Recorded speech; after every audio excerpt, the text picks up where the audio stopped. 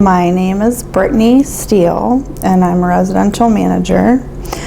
I've worked for CEP, it'll be 16 years in September, and I've been a house manager for 10 years in December.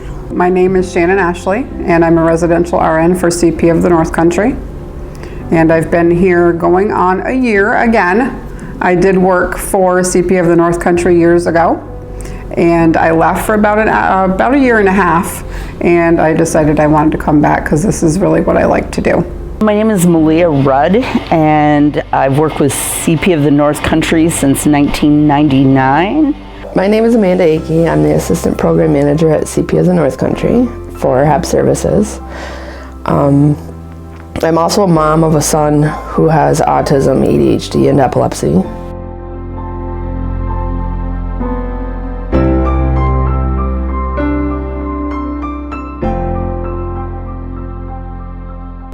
I guess it's the people really. I like to help the people, and I kind of grew into it in a young age. So I started young. It's not something that I thought I would do my whole life. It just happened to sort of fall into that way and into my lap. I like the position that I work in because versus the hospital, I don't really care for the hospital setting. I honor them wholeheartedly. I think they do a fabulous job. It's not for me. I like to work with people in their homes, in the residential setting, to keep them there. That's kind of my main goal, is to keep them out of the hospital. So versus the hospital setting, I just like this overall, the people that we care for and keeping them in their homes and as safe as possible.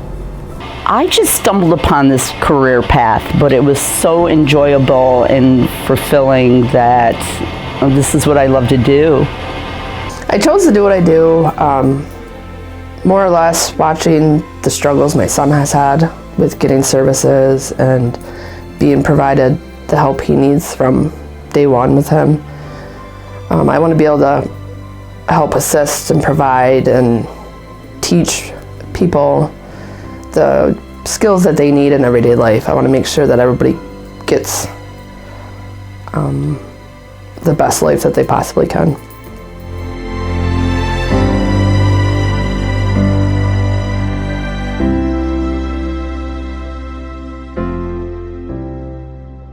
If it's even when I'm having a really crappy day, like Mark or somebody will come up to me and they'll say a joke or make me laugh, and hearing Mark laugh is like the best thing, or having him just, laugh with you.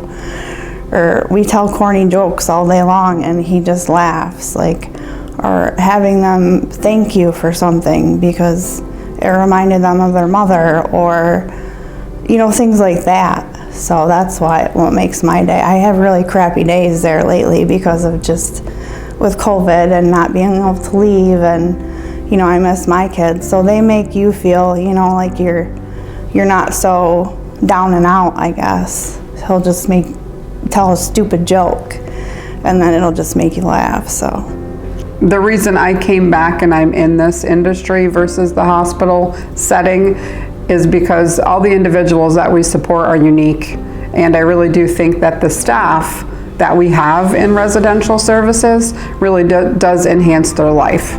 I really feel like they do a good job with that, and that's what it's about. It's just about caring for the individuals that we have at our agency. Our bosses are fabulous. I mean, I can go to them with any question or concern and they get right back to you.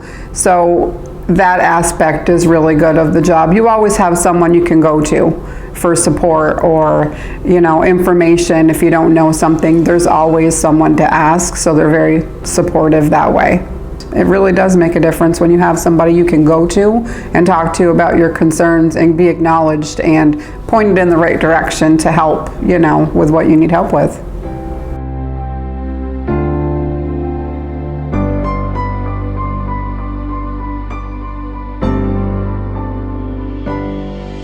There's lots of challenges.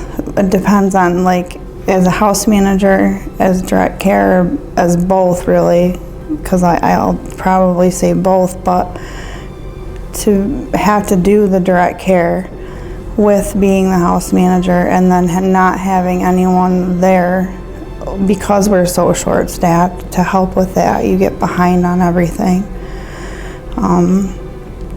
Finding the staff to stay, or to want to work, so you can make the appointments, you can make the outings, you can make the deadlines.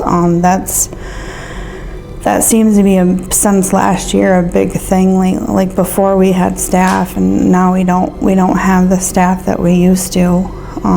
I don't know if it's COVID. I don't know if it's them not wanting to work, go somewhere else, or I don't know what it is, but we seem to not be able to keep staff that want to work, or having not enough staff because they can only work so many days and they don't want to work midnights or weekends, or so they're per diem, so they pick their shifts, and instead of vice versa. When you're a house manager, you have to cover those shifts yourself, so you're working them versus your staff. We don't have a lot of staff. We're starting to get there, and then it seems like when we get there, it kind of goes back down, but that's in healthcare anywhere. So those are the challenges that we face, I think, overall. It doesn't matter if you work in a hospital setting or if you're a private care staff or nurse. It's just overall in healthcare, I think that we're just lacking, the workforce. And COVID hasn't helped that either. But I think now we're starting to see the end of the tunnel a little bit. So hopefully that will help. For the nursing part of it, I'm on call 24/7 right now because I'm the only nurse.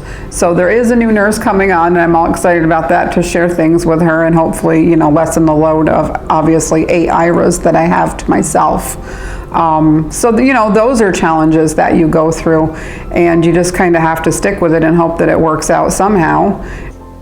The way that everything's going with Medicaid and the funding and being able to ensure that the staff are staying at these programs, I feel that, it's going back to the institutionalized. I think that they feel that they're saving money that way. But honestly, I don't feel like it's a good thing. They're not worrying about the people that need the help. They're more worried about how we can save money, and it's not about saving money, it's about ensuring that people with disabilities or whether they're physical, developmental, it doesn't seem like they're worried about them, and it has to be about them. On-call's a challenge when you have little ones, but you take that on with the job. It's just maybe it could be revamped a little bit. On-call's a tough thing when you're having to work direct care the entire time you're on call, and then trying to do on-call while you're working direct care. That's a big challenge, because you have to work because you have no staff. So, and then you get a call, and then you have to, and you're the only staff, so, and then that's tough too.